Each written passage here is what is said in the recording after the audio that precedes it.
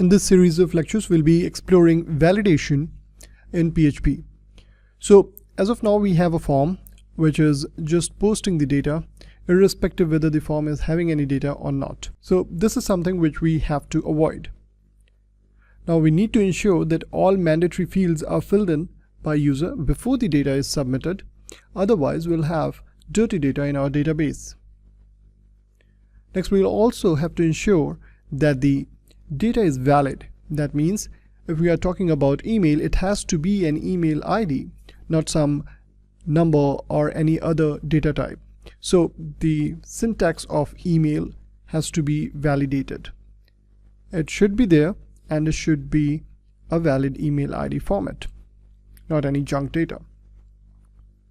Then we'll also have to ensure that we strip out any HTML or other JavaScript code for security reasons and formatting. Now, if all these are met properly, then we'll submit the data. Otherwise, we'll redirect the user back to the form and we'll ask the user to provide the details one more time. So stay tuned for more on this one.